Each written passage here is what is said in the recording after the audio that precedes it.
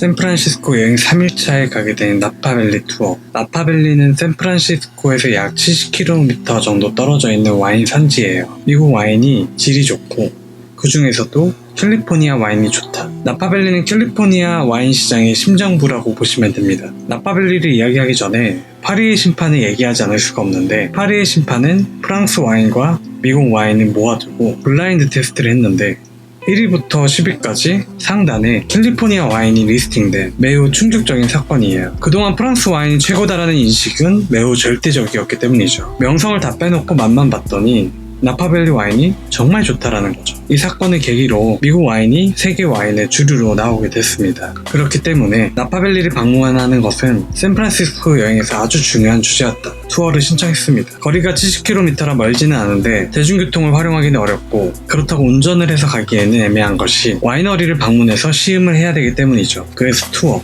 샌프란시스코 물가는 뭐 아시잖아요? 원데이 투어 비용도 30만원에 육박합니다. 여행 2달 전에 투어를 신청했을 때는 제가 가고자 하는 날에 아무도 신청하지 않았어요. 한 달이 지나고 나서야 비로소 신혼부부가 신청해서 최소 출발 인원 3명을 운 좋게 채우게 됐습니다. 근데 여러분, 살면서 텐션을 놓고 살면 안 돼요. 이날 아침에 다운타운 힐튼 앞이 투어 직결지라 블루보틀에서 커피 한 잔을 하고 투어 직결지로 갔어요. 힐튼 1층 커피숍 창가에 낯익은 얼굴이 보이는 거예요. 저희 회사 팀장님이 커피 한 잔하고 계시더라고요. 사실 오시는 걸 알고 있기는 했는데, 아, 여기 계시구나 하고 저만 보고 투어 차량에 탑승했죠. 근데 아니나 다를까 투어 대표님이 오늘 투어 인원이 5명이고 아직 2분이 안 오셨다는 거예요. 땡땡땡님 오셔야 하는데 여기서 텐션이 올라가더라고요. 여성 2분이 벤에 오르시는 거죠. 저는 조수석에 앉아있어요. 자기소개하게 됐는데 땡땡땡 회사에 다닌다고 하니까 이제 텐션이 더 오르게 되는 거죠. 회사 팀장님 2분과 그것도 5명으로 진행되는 나파밸리 와이너리 소규모 투어를 함께 하게 됐습니다. 나파밸리로 가는 길목에는 골든게이트 브릿지와 소살리토가 있어요. 2곳 모두 샌프란시스코 여행하게 되면 꼭 추천하는 예쁜 곳인데 투어 일정에 둘러볼 기회가 있어서 좋았어요.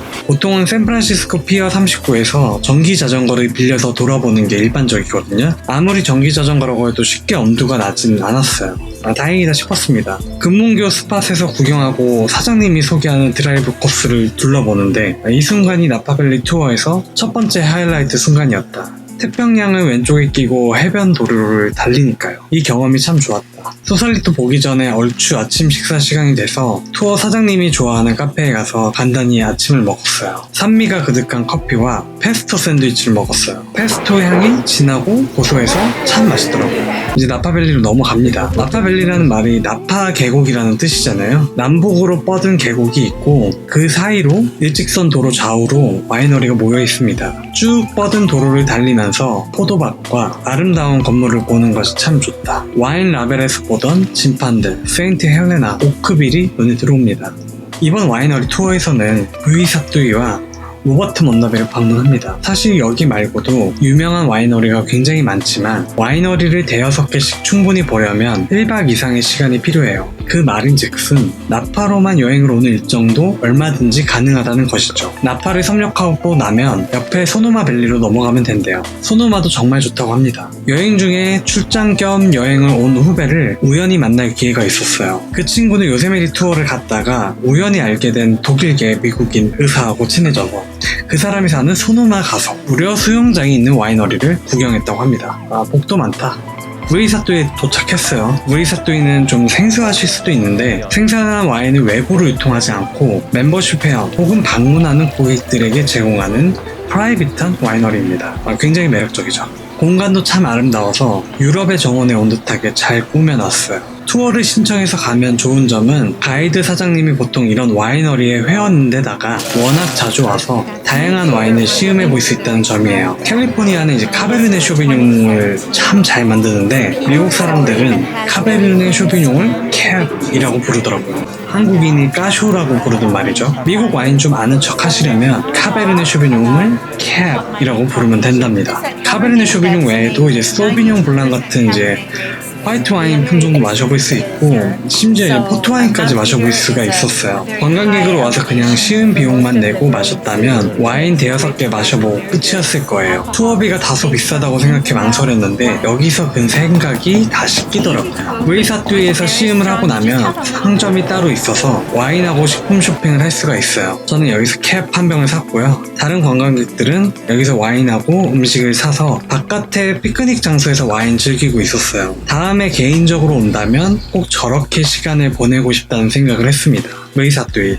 좋았다. 아침에 와인을 마셨더니 속을 좀 채워야 합니다. 점심을 먹으러 가요. 도로에 있는 수제버거 집에 갔어요. 여기도 좋았어요. 날씨는 따뜻하고 훈훈한데 도로 옆에 테이블 세팅해두고 영업을 합니다. 여기서 수제버거와 쉐이크를 먹었습니다. 회사 팀장님이 사주셔서 더 맛있었다. 버거 스타일은 좀 익숙하죠?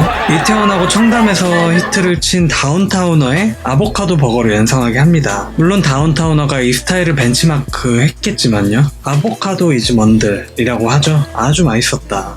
근데 미국은 뭐든 양이 너무 많아서 좀 먹다가 배불러서 포장했습니다. 미국 가시면 웬만큼 잘 드시는 거 아니면 미니 사이즈를 시키세요. 이제 이번 투어의 대망의 하이라이트, 로버트 몬다비입니다. 로버트 몬다비는 와인 잘 모르는 분들도 한 번쯤은 들어봤을 법한 캘리포니아의 전설적인 와이너리다. 애초에 미국 와인의 중흥기를 이끈 게 로버트 몬다비다. 캘리포니아 와인은 빈티지를 그렇게 따지지 않는다고 해요. 빈티지는 와인이 생산된 해를 뜻하는데 유럽 와인은 빈티지가 중요하죠. 매년 포도가 경작되는 상황이 다르기 때문에요. 그럼 역으로 캘리포니아 와인에서 빈티지의 비중이 더 낮다라는 의미는 뭐다? 날씨가 항상 좋기 때문에 웬만한 와인은 다 맛있다라는 거예요. 로버트 몬다비는 이런 천혜의 환경에서 와인을 양조할 때 과학적인 방법과 매뉴얼화된 제조 공정을 도입하여 와인의 수준을 획기적으로 상향시킨 공을 인정받고 있습니다. 와이너리가 무척 아름다웠어요. 입구에 있는 분수와 그 뒤로 보이는 유럽 양식의 정문 아주 좋았다. 한술 더 떠서 여행자 시음 장소가 아니라 멤버십 시음 장소에서 와인을 마실 수 있었어요. 평일이기도 했지만 멤버십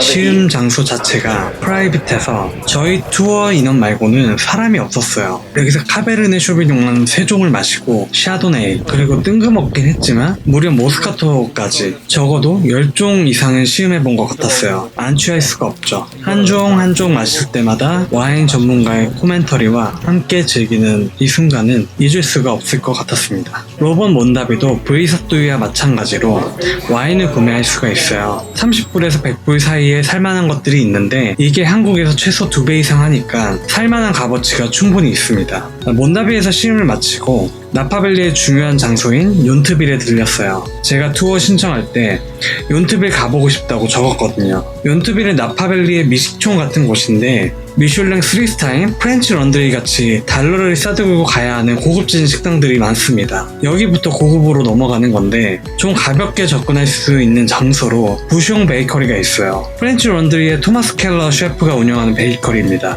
여기도 여전히 비싸긴 하지만 마카롱 하나랑 페스츄리 정도는 우리도 사 먹어볼 수 있는 거잖아요. 잠깐 들러서 베이커리 몇 종류를 테이크아웃해서 나왔습니다. 여기 동네 예뻐요. 꼭 둘러보세요. 언젠간 저도 프렌치 런드리 가서 정찬을 즐겨볼 기회가 있기를 바라면서 여행을 마무리합니다. 나파밸리에는 로버트 몬다비와 브이사뚜이 외에도 스털링, 오퍼스 원, 조셉 펠프스, 카스텔로 디 아모로사 등 유명한 와이너리가 많아요. 종일 투어를 다녀오긴 했지만 거의 맛보기 수준으로 다녀온 것 같다. 샌프란시스코 사는 사람도 부러운 게 우리로 치면 서울에서 일상거리에 이런 와이너리 지역이 있다는 거잖아요. 말도 안 되는 거죠. 일주일 정도 시간 투자해서 나파밸리하고 소노마밸리 돌아보는 투어를 해보고 싶네요.